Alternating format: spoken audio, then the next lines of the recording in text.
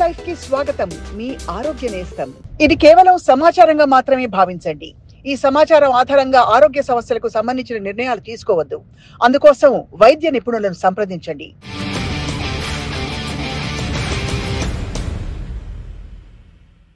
Hello and welcome to Sakshi life. Covid ప్రపంచాన్ని మొత్తాన్ని కుదిపేసిన పరిస్థితులు చూసాం మనం. అక్కడి నుంచి బయటపడిన కొన్ని సంవత్సరాలకి మరోసారి కోవిడ్ పంజా విసరబోతోందా అనే ప్రశ్నలు మొదలయ్యాయి. దీనికి కారణం ఏంటంటే చైనాలో, అమెరికాలో, ఎన్నో దేశాల్లో కూడా కోవిడ్ కొత్త వేరియంట్ కేసులు కనపడ్డాయి. ఎక్కడో కాదు, మన దేశంలో ఉండే కేరళలో కూడా కొన్ని కేసులు బయటపడ్డాయి.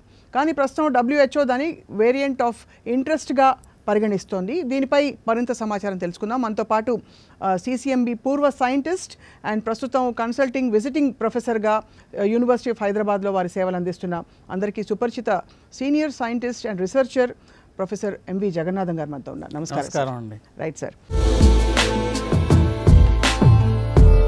సో ఈసారి కోవిడ్ గురించి వరుస పెట్టి మాట్లాడుకున్న రోజుల నుంచి బయటపడి మాస్కులు లేనిదే జీవితం లేదు అనే పరిస్థితి నుంచి మనం బయటపడ్డాం. మళ్ళీ ఏం జరుగుతుంది సార్? మనకి కోవిడ్కి జరిగినటువంటి భీకర పోరాటంలో మనం నిర్ణయాత్మకమైనటువంటి విజయాన్ని సాధించాం, అందులో అనుమానం లేదు. అయితే ఈ నిర్ణయాత్మకమైనటువంటి విజయాన్ని సాధించినప్పటికీ కోవిడ్ కూడా ఏమీ తక్కువ తినలే. అది ఏ రకంగా తన అస్తిత్వాన్ని కాపాడుకోవాలి అనేటటువంటి ప్రయత్నంలో అనేకమైనటువంటి జన్యు మార్పులు పొందుతోంది. దీన్నే వాటి మ్యూటెంట్స్ అంటాం. ఈ మార్పులు ఎప్పుడైతే పొందుతున్నాయో, ఈ మార్పులు ఎందుకు పొందుతోంది? తిరిగి తన అస్తిత్వాన్ని కాపాడుకోవడం కోసం, తిరిగి తన దాన్ని ఉత్పత్తి చేసుకోవడం, ఎక్కువ సంఖ్యలో తమ కణాలను ఉత్పత్తి చేసుకోవడం, దాని గురించి ఇలా ఎవల్యూషన్ అవుతూ ఉంటుంది. దీన్నే ఎవల్యూషన్ అంటారు. అవును. ఈ ఎవల్యూషనరీ ప్రాసెస్లో మనకి దానికి పోరాటం పూర్తిగా ఆగిపోలే. రైట్. కాబట్టి ఇప్పుడు ప్రస్తుతం ఇంతవరకు మనం మాట్లాడుకున్నది ఏమిటంటే కోవిడ్ పాండమిక్గా ప్రారంభమైంది, ఎండమిక్గా వచ్చింది, ఇలా రకరకాలుగా మనం మాట్లాడుకున్నాం. అవును. ఆ పాండమిక్ విపరీతంగా ప్రపంచానంతటినీ కుదిపేయడం కూడా మనం చూసాం. అవును. ఈ పోరాటం ఎంత భీకరమైనదో మనం ఎవరికి ప్రత్యేకించి చెప్పక్కర్లేదు. అందరూ ఎవరి మట్టుకు వాళ్ళు అనుభవించారు. ఇళ్లలోంచి బయటకు కదలలేక మాస్కులు పెట్టుకొని ఫిజికల్ డిస్టెన్స్లు పాటిస్తూ వీటన్నిటికీ మించి వ్యాక్సినేషన్లు వేయించుకుంటూ ఇలా ఇన్ని రకాలుగా మనం అనేక రకాలైనటువంటి జాగ్రత్తలు తీసుకుని అనేక రకమైనటువంటి ఔషధాలను సాధించి వాటిని సృష్టించి వీటిలన్నింటినీ వినియోగం చేసిన తర్వాత దాన్ని కొంతవరకు నియంత్రించగలిగాము అనేటువంటి ఊపిరి పీల్చుకునే పరిస్థితుల్లో రైట్ మధ్యలో మనకు వచ్చినటువంటి నిర్ణయాత్మకమైనటువంటి విజయం ఎక్కడ దాకా వచ్చిందంటే ఓమిక్రాన్ దాకా వచ్చింది. అవును. ఓమిక్రాన్ వాజ్ లాస్ట్ ఓమిక్రాన్ అనేటువంటిది ఒక చివరిది. అయితే ఈ ఓమిక్రాన్కి అంతకు ముందుకి ఇప్పుడు ఇంతవరకు మనం ఏమనుకున్నాం, కోవిడ్ ప్రపంచానికి కోవిడ్ ముందు, ప్రపంచం కోవిడ్ తర్వాత అన్న విషయం మాట్లాడుకునేవాళ్ళం. ఈ ప్రత్యేకించి ఈ పాండమిక్ గురించి మాట్లాడుకోవాలి అంటే ఓమిక్రాన్ ముందు, ఓమిక్రాన్ తర్వాత అన్న విషయంలోకి రావాలి. ఎందుకంటే శాస్త్రీయంగా పరిస్థితి ఏమవుతుందంటే ఓమిక్రాన్ ముందు కనుక మనం మ్యూటేషన్స్ చూసినట్లయితే 1-2 మ్యూటేషన్స్, 4 మ్యూటేషన్స్, 5 మ్యూటేషన్స్ స్పైక్ ప్రోటీన్లో వస్తూ ఉండేవి. అవును. ఈ స్పైక్ ప్రోటీన్ అంటే ఏమిటి? ఏ ప్రోటీన్ అయితే ఈ వైరస్ కణాన్ని మన శరీరాల్లోకి పంపించడానికి సూదిలా పనిచేస్తుందో దాన్ని స్పైక్ ప్రోటీన్ అన్నారు. దానికి ఒక రిసెప్టార్ ఉంది, అంటే ఆ స్పైక్ ప్రోటీన్ని గ్రహించేటటువంటి గ్రాహకం ఉంది కణం మీద. ఏ కణాల మీద ఈ గ్రాహకాలు ఉన్నాయో ఆ గ్రాహకాలకు వెళ్ళి ఆయా కణాల్లో ఇన్ఫెక్ట్ చేయగలిగేటువంటి శక్తి కోవిడ్కి ఉండేది. అంచేత మనం ఏం చేసాము, ఆ గ్రాహకాలు పని చేయకుండా ఉండేటట్టుగా వ్యాక్సిన్లు తయారు చేసి రైట్ దానికి ఇమ్యూనిటీ పెంచి శరీరాలకి మనం అందరికీ దాంతో సరిపడే కవచాలను తయారు చేసుకుని దాన్ని మన జోలికి రాకుండా చాలా మటుకు నియంత్రించగలిగాం. ఇప్పుడు ఏమైంది, అటువంటి 1-2 మ్యూటేషన్స్, 3-4 మ్యూటేషన్స్ కాకుండా భారీ స్థాయి మ్యూటేషన్స్ని తయారు చేయడం మొదలుపెట్టింది. అంటే ఇది ఎవల్యూషనరీ ప్రాసెస్లో ఇది ఒక ఘట్టం దానికి. అంటే ఇప్పుడు చూడండి 29 మ్యూటేషన్స్ వచ్చాయి, 28 మ్యూటేషన్స్ వచ్చాయి. ఇప్పుడు వచ్చినటువంటి మ్యూటేషన్స్ కూడా రమారమే 30 మ్యూటేషన్స్ దాకా ఉన్నాయి ఇంతకు ముందు ఉన్నటువంటి వేరియంట్స్ చూస్తే. అంటే అది ఏం చేస్తోంది, ఒక మ్యూటేషన్ తోటి 2 మ్యూటేషన్స్ తోటి సాగనప్పుడు వైరస్లో కూడా అనేకమైనటువంటి మ్యూటేషన్స్ ఈ స్పైక్ ప్రోటీన్లో వస్తున్నాయి. ఏదో రకంగా తన అస్తిత్వాన్ని కాపాడుకోవడం కోసం ఈ రకమైనటువంటి మ్యూటేషన్స్ని పొందుతూ సర్వైవల్ ఆఫ్ ది ఫిట్టెస్ట్ కావడం కోసం అని చెప్పి వైరస్ కూడా తన వంతు ప్రాప్తత చేస్తోంది. అవును. ఇటువంటి యుద్ధంలో ఏం జరుగుతుందంటే మనకి ఓమిక్రాన్ అనేటువంటిది వచ్చినప్పుడు మన దేశంలో మనం ఓమిక్రాన్ వచ్చినప్పుడు ఎక్కువ మందికి ఇన్ఫెక్ట్ చేస్తోంది. ఇది ఇమ్యూనిటీని కూడా దాటి ఇమ్యూనిటీని కాదని ముందుకు వెళ్ళేటటువంటి శక్తికి వచ్చింది. ఇలా రకరకాల మాటలు మాట్లాడుకున్నాం. ఆ మాట్లాడుకున్నప్పుడు ఏమైంది, ఒమిక్రాన్ మన దేశంలో వచ్చినప్పుడు చాలామందికి 1-2 కేసుల్లో తప్పితే మరణాల సంఖ్య ఏమీ రమారమిగా లేదు. దానికి కారణం ఏమిటి, మనం అప్పటికే దేశంలో ఉండేటువంటి ప్రజలకి సరైనటువంటి వ్యాక్సినేషన్ చేయడం, హెర్డ్ ఇమ్యూనిటీ వచ్చింది, వ్యాక్సినేషన్ ఇచ్చాం, ఇలా రకరకాలుగా మనం సమయమాత్రం అయిపోయి రెడీగా ఉన్నాం. అంటే కోవిడ్ వచ్చినా మనం ఏమీ చేయలేదు అనేటటువంటి స్థితికి మనం వచ్చేసాం. అవును. అప్పుడు కోవిడ్ తన రూపాంతరం మొదలెట్టింది. ఈ ఒమిక్రాన్ తర్వాత వచ్చినట్టు అదే ఒమిక్రాన్ వేరియంట్ మీరు చైనాలో కనుక చూసినట్టయితే ఒమిక్రాన్ వేరియంట్ వల్ల మరణాలు వచ్చిన వాళ్ళు ఉన్నారు. అవును.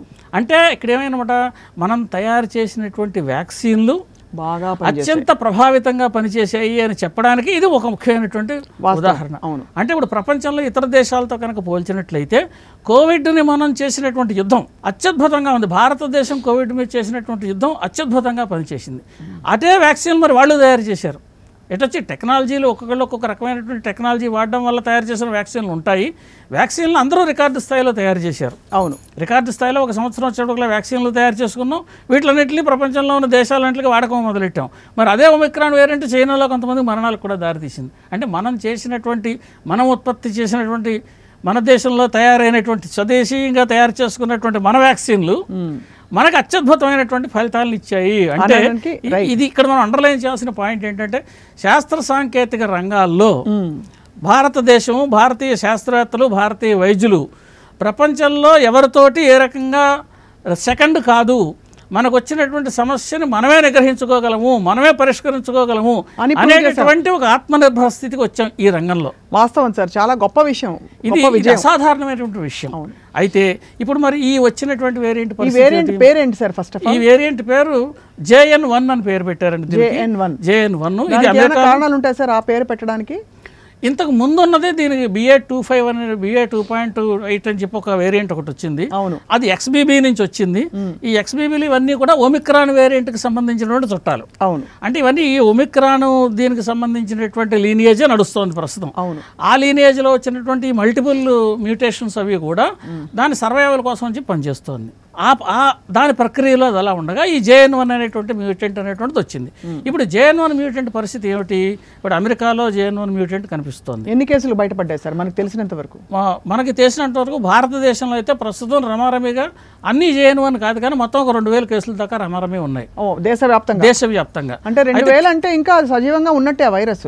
అంటే మన దేశం 140 కోట్లు జనాభా. అలా 140 కోట్లలో 2000 అంటే ఏదో ఒక వ్యాధి వచ్చిందో ఆ వ్యాధిని మనం వైద్యశాలలో నిగ్రహించుకోగలం. అయితే ఇక్కడ అడగవలసిన విషయం ఏంటంటే కోవిడ్ దాదాపు మర్చిపోతున్నాం అనుకున్న టైంలో ఏ లక్షణాలు చూసి ఇది కోవిడే మనం టెస్ట్ చేద్దాం అని నిర్ధారించుంటారు కూడా. దగ్గు, జలుబు, మనకి అన్ని రకాల సార్స్ వైరస్లు అన్నీ ఒకేలా ఉంటాయి.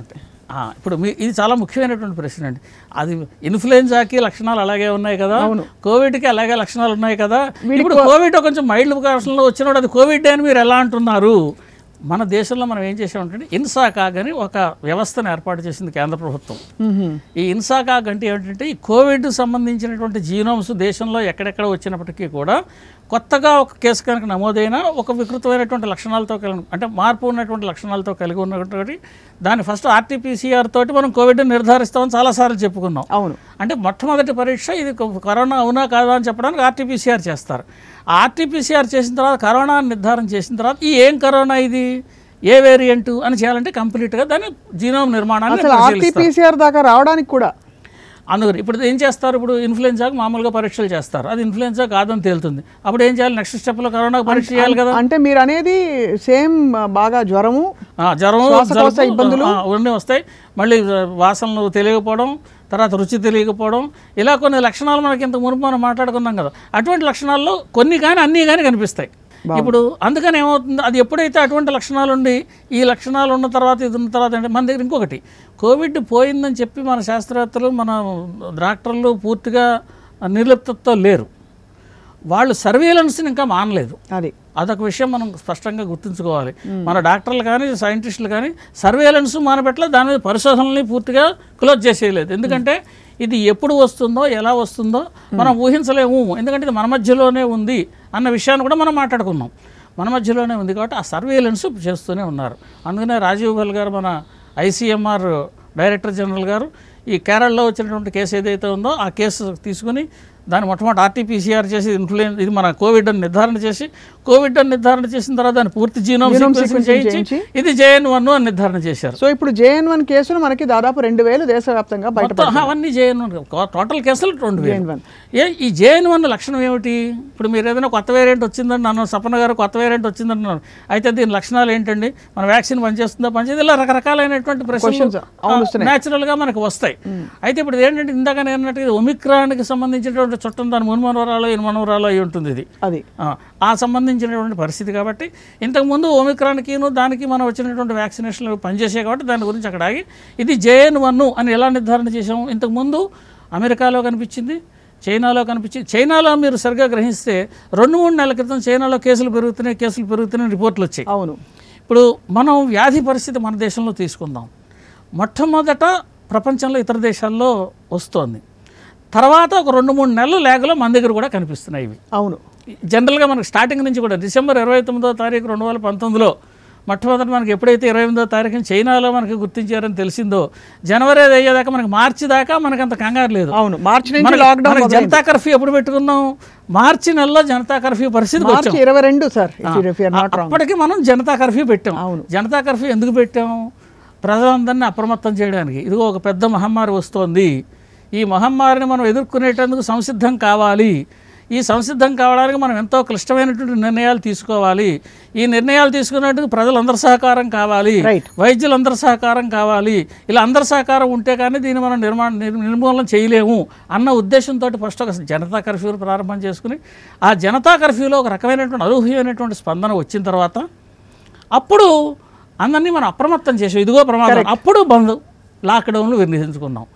అలా రకరకాలుగా మనం దాన్ని నిరోధించాం. సో మీరు అనేది 2-3 నెలల క్రితం వచ్చిన JN1 ఇప్పుడు 2 నెలల గ్యాప్ తోటి భారతదేశంలో ప్రవేశించింది. మనకు ఒక ప్యాటర్న్ కనిపిస్తుంది. అంటే ఏదైనా ప్యాటర్న్ వేరే చోట వచ్చిందంటే కూడా మనం కొంత అప్రమత్తం కావడానికి ఇది కొంతవరకు దోహదం. ఒమిక్రాన్ సబ్ వేరియంట్ అనడానికి మన దానికి సంబంధించింది అనడానికి పూర్తి ఆధారాలు ఉన్నాయి. కానీ జీనోమ్ సీక్వెన్సింగ్ చేశారు. అసలే మనకి ఈవెన్ నార్మల్ వ్యాక్సిన్ లో కూడా బూస్టర్ షాట్ అన్నారు.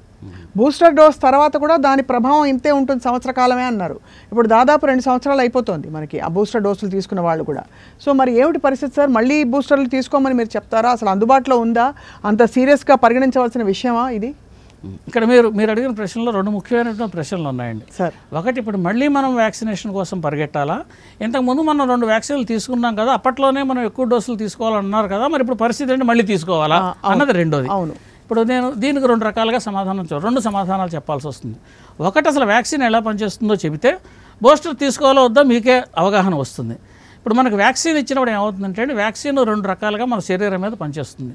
మొట్టమొదట మన శరీరంలో వ్యాక్సిన్ ఇచ్చినప్పుడు ఇమీడియట్గా జరిగేటటువంటిది హ్యూమోరల్ రెస్పాన్స్ అంటారంటే యాంటీబాడీస్ తయారవుతాయి. యాంటీబాడీస్ తయారైతే మొట్టమొదటి వెంటనే రక్షణ కవచంగా సైనికులందరూ తుపాకీలు అవి పుచ్చుకొని రెడీగా ఉంటారు. వైరస్ వస్తే దాన్ని కాల్చడానికి, దాన్ని పేల్చడానికి. ఇవి తయారై శరీరం సంసిద్ధంగా ఉంటుంది. ఆ పరిస్థితుల్లో వైరస్ వస్తే మన వైరస్ ఏం చేయాలి? సైనికులంతా పూర్తి సంసిద్ధతతో ఉన్నారు కాబట్టి ఇది కొంతకాలం ఉంటుంది శరీరంలో. 2 నెలలు ఉండొచ్చు, 3 నెలలు ఉండొచ్చు. అప్పుడు కదా బూస్టర్ డోసుల గురించి మాట్లాడింది. అప్పట్లోనూ బూస్టర్ డోసు వేరే దానికి వాడతాం. మొట్టమొదట ప్రైమింగ్ డోస్ అంటారు, రెండవది బూస్టర్ డోస్ అంటారు. మొట్టమొదటి ఫస్ట్ మన శరీరాన్ని మనం దాన్ని తయారు చేయాలి. అవును. మన శరీరానికి ఒక జీవ అణువుని ఇంజెక్ట్ చేస్తున్నాం. అవును. మన శరీరానికి సంబంధం లేని జీవాణువుని మన శరీరంలో ప్రవేశపెడుతున్నాం. కాబట్టి మన శరీరాన్ని మనం సంసిద్ధ చేయాలి. అందుకని ఆ ప్రైమింగ్ డోస్ చేయడం కోసం మొదటి డోసు. ఆ మొదటి డోస్ చేసినప్పుడు మన శరీరం ఒక ఫారెన్ బాడీ నా శరీరంలోకి ప్రవేశించింది, ఇది ఏమిటో గుర్తించాలి, దీని మంచిదా చెడుదా, దాని మీద ఫస్ట్ యుద్ధానికి కొన్ని సైనికులను తయారు చేయాలి అని కొంత సంసిద్ధత వస్తుంది. అంటే మైల్డ్ జ్వరం ఇలాంటివన్నీ వచ్చి దాన్ని మొత్తం ఆ జ్వరం వచ్చిందంటే అర్థం ఏంటి? మనకి ఇచ్చిన వ్యాక్సిన్ పనిచేస్తుంది అని అర్థం. అది ఒక ఇండికేషన్ అనమాట. ఇప్పుడు మన శరీరంలో ఆ బాడీ వచ్చింది కాబట్టి దానికి సంబంధించిన ప్రాథమిక అణువులు కొన్ని శరీరంలో తయారై ఉన్నాయి కాబట్టి రెండో బూస్టర్ డోస్ ఇచ్చినప్పుడు నిజంగా వైరస్ వచ్చి అటాక్ చేసినా దాని సంసిద్ధానికి సరిపడా ఉండేటటువంటి మాలిక్యూల్స్ తయారవుతాయి శరీరంలో. అంటే 2 అంచెలుగా మనం వ్యాక్సినేషన్ ఇచ్చుకుని ఆ 2 అంచెలు పూర్తయిన తర్వాత శరీరం సంసిద్ధంగా ఉంది అనేటువంటి ఒక పరిస్థితికి వచ్చాం. అవును. ఇప్పుడు కొంతకాలం ఈ సంసిద్ధత శరీరంలో ఉంటుంది.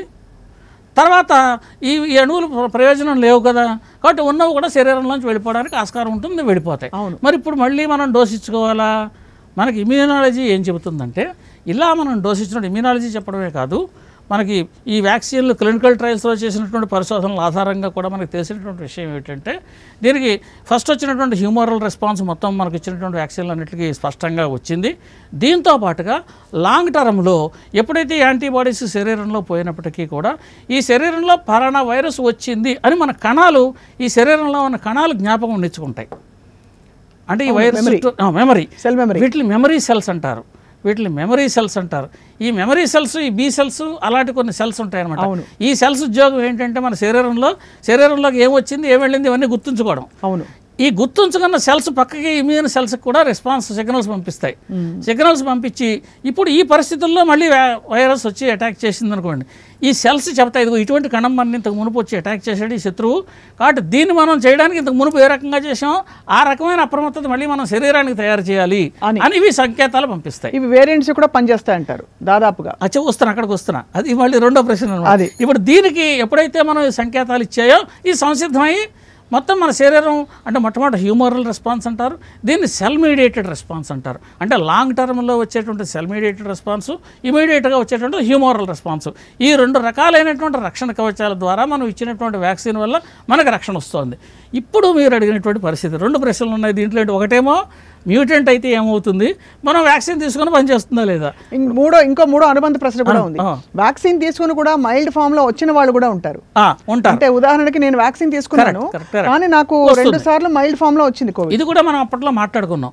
వ్యాక్సిన్ తీసుకున్నంత మాత్రం చేత మనకు కోవిడ్ రాదు అని కాదు, వ్యాక్సిన్ తీసుకోవడం వల్ల కోవిడ్ వల్ల మనకు వచ్చేటటువంటి ఉపద్రవం నియంత్రణ అవుతుంది. అవును, అంటే చావుకు తీసుకుపోకుండా అది మనం లైఫ్ని రక్షించడానికి సరిపడా ఉండేటటువంటి శక్తిని మనకు ప్రసాదిస్తుంది. ఇప్పుడు ఒక వేరియంట్ వచ్చిందనుకోండి, దానికి సరిపడా మందులు మాకులు మన దగ్గర ఉన్నాయనుకోండి, ఉన్నప్పుడు దాన్ని వ్యాధి కింద అసలు పరిగణించకుండా మన రక్షణ ఉంది కాబట్టి మనం బెంగెట్టుకోం. ఇప్పుడు మనం ఎందుకు కంగారు పడుతున్నాం, ఎందుకు మాట్లాడుతున్నాం, అంతకు ముందు ఉన్నటువంటి ఉధృతం మన మెమరీలో ఉంది. అవును, మన మెమరీలో కోవిడ్ అంటే ఇంత భీకరమైనటువంటిది అనేటువంటిది మన మెమరీలో ఉంది. మన శరీరంలో ఉన్న కణాల్లో ఉన్న మెమరీ ఏమిటి, ఈ మెమరీ కరోనా వస్తుంది అని గుర్తించినటువంటిది మన శరీరం కణాల్లో ఉన్నాయి. కాబట్టి సహజంగా వచ్చినప్పుడు ఒక రకమైనటువంటి ఇమ్యూనిటీ మనకు ఉంటుంది. ఇప్పుడు ఈ పరిస్థితుల్లో ఇది ఒకవేళ మ్యూటెంట్ అనుకోండి, అంటే ఇంత స్పైక్ ప్రోటీన్లో వచ్చినటువంటి మార్పుల వల్లే వస్తుంది కాబట్టి ఇది మళ్ళీ శరీరంలోకి ప్రవేశించే అవకాశం కూడా ఉంది. కాబట్టి ఏం చేత ఇక్కడ 2 రకాలైనటువంటి ద్వారా శరీరంలోకి ప్రవేశిస్తుంది. అవును, ఒకటి ఏమిటి, ఇది కేవలం శరీరంలోకి ప్రవేశించి మైల్డ్గా జ్వరం వచ్చేంతవరకు చేస్తోందా, లేదా ఇది మరింత ఇన్ఫెక్టివిటీని కూడా పెంచుతోందా. ఇప్పుడు 2 రకాలైనటువంటి లక్షణాలు ఉన్నాయి.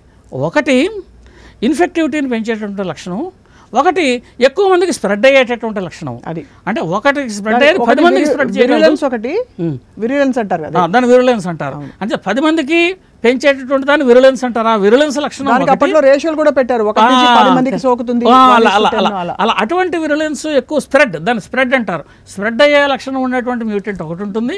ఒకళ్ళకి ఇన్ఫెక్ట్ అయినప్పుడు ఈ ఇన్ఫెక్షన్ వల్ల వచ్చే వ్యాధి లక్షణాలను పెంచేటువంటి ఇన్ఫెక్షన్ ఒకటి ఉంటుంది. ఇది వ్యాధి లక్షణాలను పెంచుతుందా, కేవలం స్ప్రెడ్లోనే ఉందా. ఇప్పుడు కేవలం స్ప్రెడ్లోనే ఉంది అనుకోండి, మనం అంత వర్రీ అవ్వాల్సిన పని లేదు. ఎందుకని, మన దగ్గర ఆల్రెడీ మనం వ్యాక్సినేషన్లు తీసుకున్నాం కాబట్టి, కొంత అప్రమత్తంగా ఉన్నాం కాబట్టి, మన ప్రభుత్వాలు కూడా వీటి మీద సరైనటువంటి సర్వేలెన్స్ ఉండిచ్చాయి కాబట్టి, ఈ 3 వల్ల మన జాగ్రత్తలు మనం తీసుకుంటే మన జోలికి రాదు.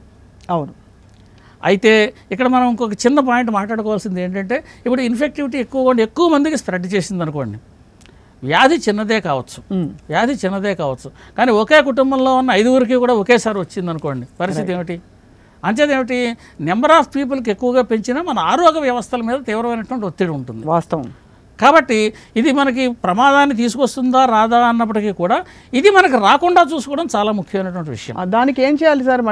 మళ్ళీ మన పాత పద్ధతిలో మనం పురాణాన్ని మళ్ళీ మనం గుర్తు చేసుకుని మనం మాస్క్ పెట్టుకోవడం, ఫిజికల్ డిస్టెన్స్లు ఇవి కొంతవరకు, అంటే ఇప్పుడు అంత ప్రమాదం కాకపోయినప్పటికీ కూడా ఆ ఎలర్ట్నెస్తో ఉండడం అనేటువంటిది అవసరం.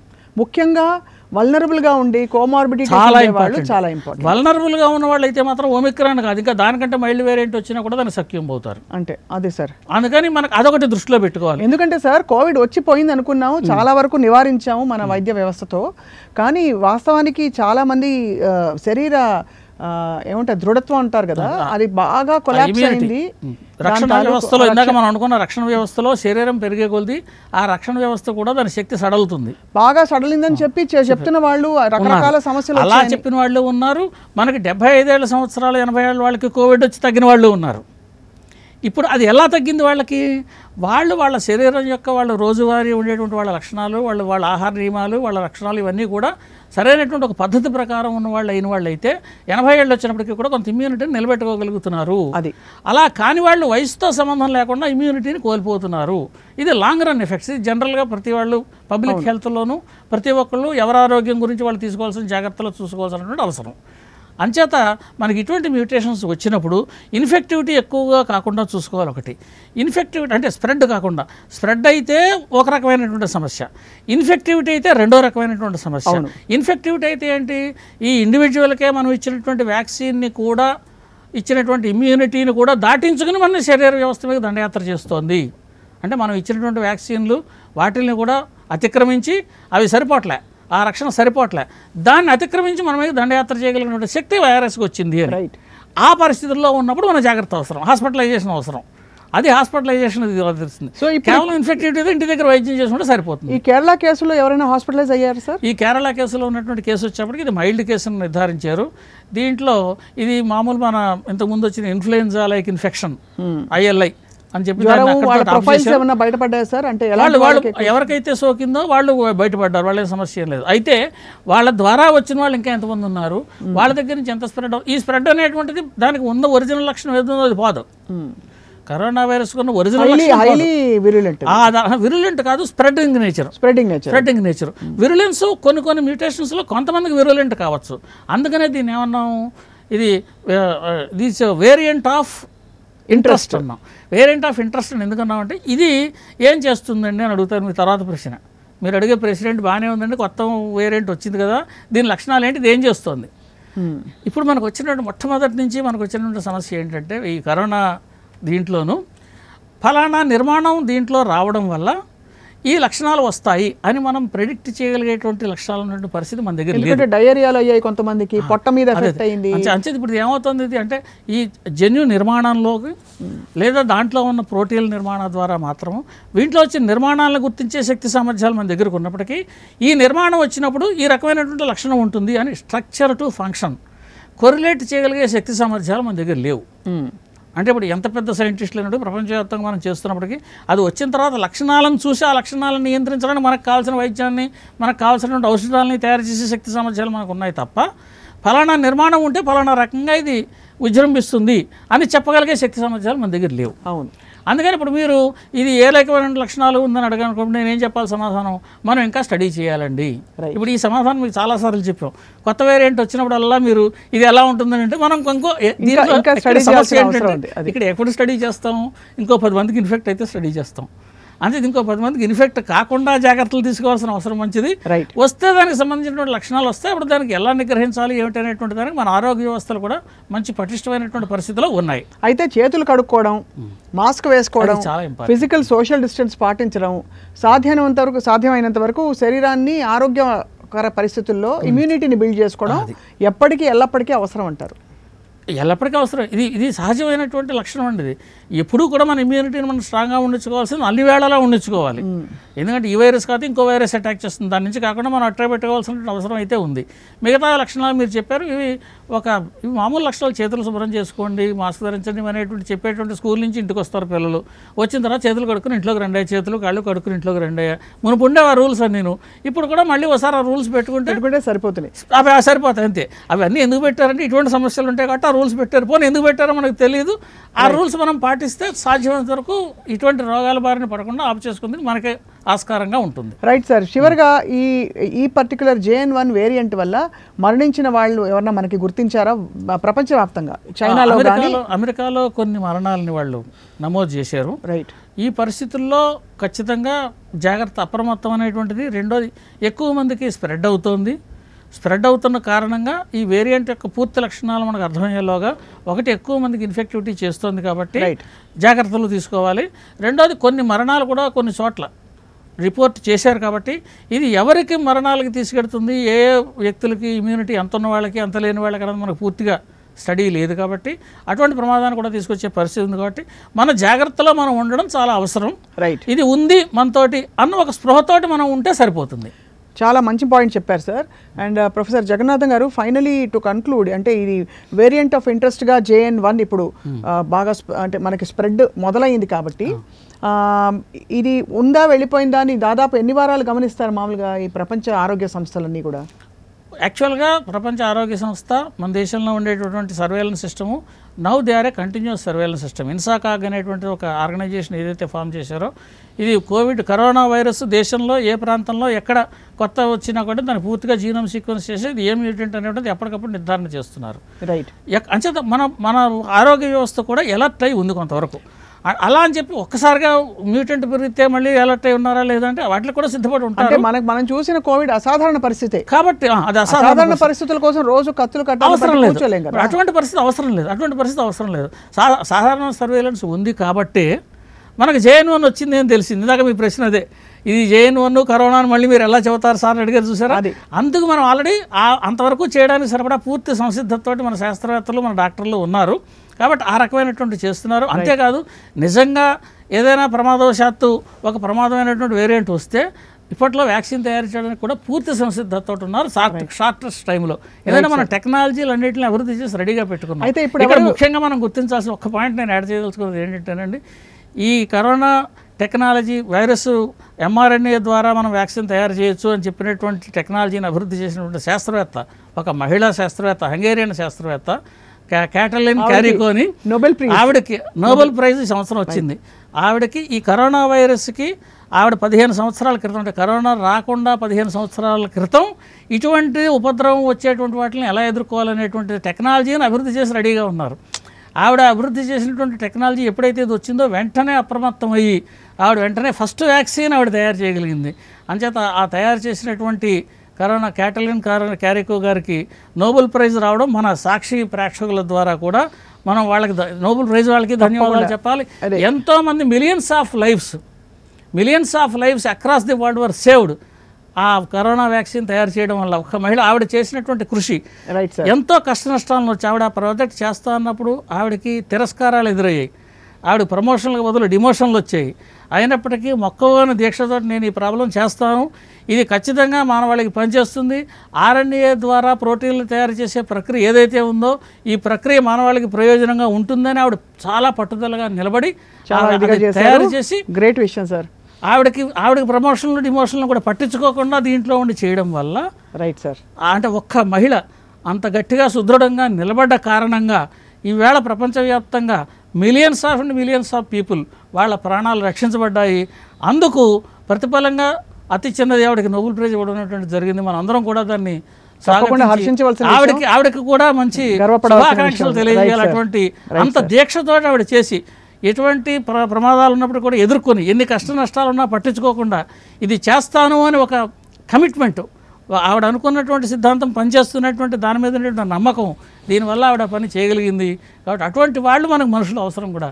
చాలా గొప్ప విషయం చెప్పారు సార్. ప్రొఫెసర్ జగన్నాథం గారు, ఇప్పుడైతే మరి తొందరపడి వెళ్ళి బూస్టర్లు ఏమీ తీసుకోవాల్సిన అవసరం లేదు, అటువంటి పరిస్థితి రాలేదు. But at the same time అప్రమత్తంగా ఉండవలసిన సమయం అది కొనసాగుతుంది, అప్పటి నుంచి ఉంది.